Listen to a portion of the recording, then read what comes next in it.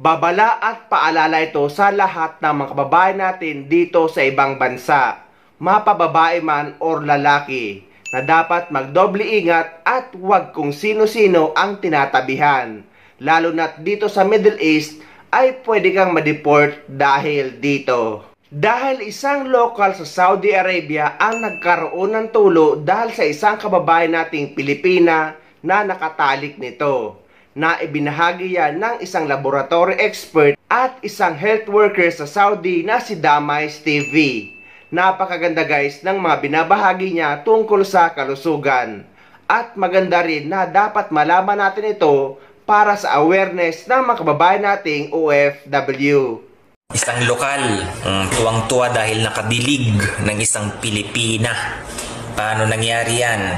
Ngayon, dahil nakadilig siya, nakaana-ana siya, takot na takot ngayon. Ano bang nangyari? Nagkwento na yung local sa akin kasi takot na takot. Bakit daw ganun? Nung pumunta daw siya dyan sa Riyadh Sentro, kasi open na po dito yung nakakabili ka ng alak. Pero, yung alak na binili mo ay inumin mo sa bahay. Meron ng alak dito. Okay? Ito na yung patunay na talagang may alak na talaga. Kasi nakabili. Bumili siya ngayon ng alak. Dinala niya dun sa mga kaibigan niyang Pilipina at Pilipino. Sa isang apartment daw.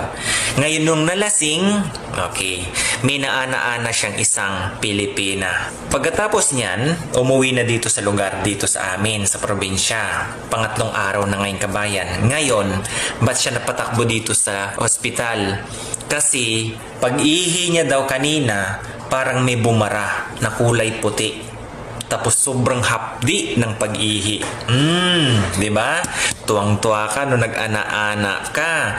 Tapos yun pala ang pwede mong makuha. Ang sabi ko sa kanya, hala ka! Tinakot ko kabayan. Okay? Dun sa naana-ana nitong isang lokal na to. Te, pumunta po tayo dito sa ibang bansa para magtrabaho ha. Hindi para gawing puhunan ang katawan. Kasi sabi niya, binayaran ka daw niya. Okay? 500. So, wala na tayong magagawa dyan. Kagustuhan nyo po yan. Desisyon nyo po yan kung ano po ang gusto nyong gawin sa kalusugan o katawan nyo, ha? Okay.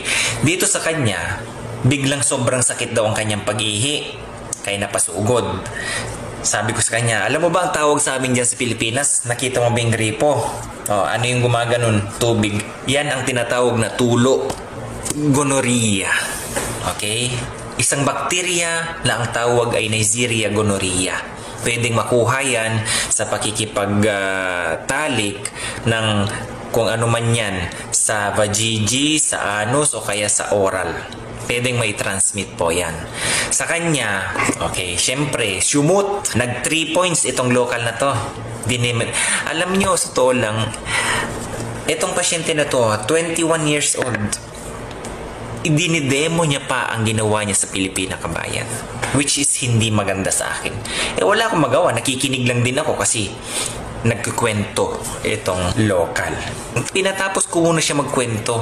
Nung natapos siya sa nagkwento, okay, bakit ano bang meron dito? Okay, sabi ko pumunta ka sa doktor kasi yung kumapit sa'yo, delikado yan. Tinakot ka ngayon.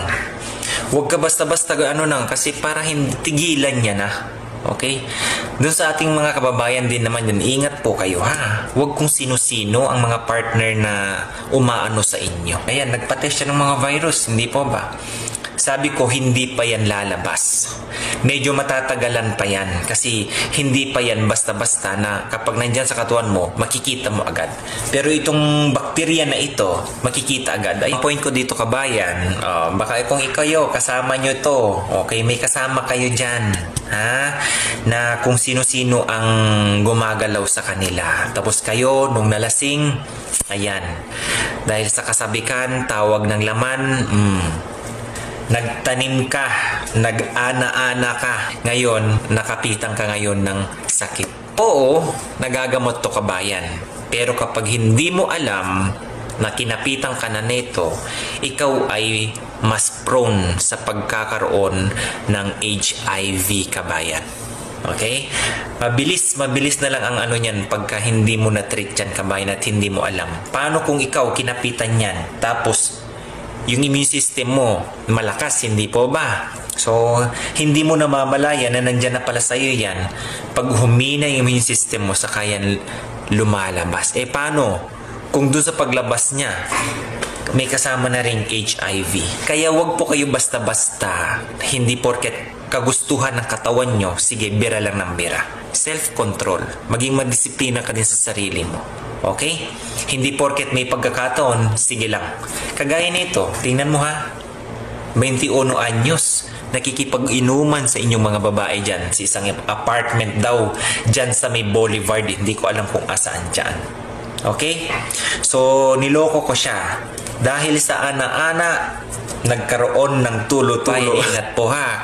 Kahit andyan sa atin sa Pilipinas, hindi nyo po alam kung yung tao na yan ay carrier po siya ng bakterya na ito.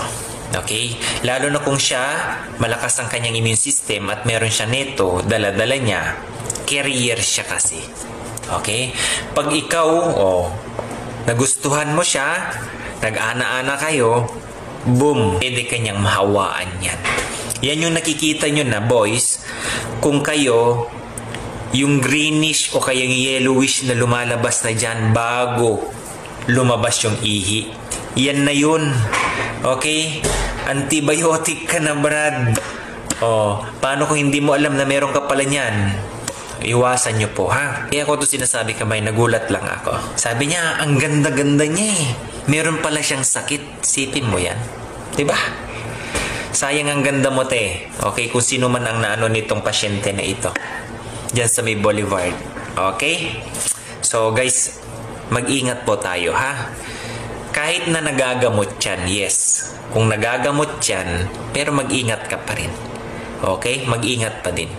Lalo na kung yung immune system mo bumaba yan. Sexually transmitted disease po kasi yan. Isang paalala lang po ha. Huwag basta-basta susugod sa ana-ana. Hindi porket may pagkakataon dyan. Huminahong ka. Disiplinahin mo yung sarili mo. Kaya guys, dapat magdoble ingat tayo. Lalo na dito sa Middle East kapag nagkaroon ka ng mga nakakahawang sakit, for example ng TB, sexual transmitted disease at iba pa, ay pwede kang ma-deport. Lalo na kapag na-detect ito sa visa application nyo sa inyong medical. Ngunit kung hindi nyo naman mapipigilan at wala kayong kasiguraduhan sa katalik nyo, ay dapat gumamit kayo ng protection. OFW ako.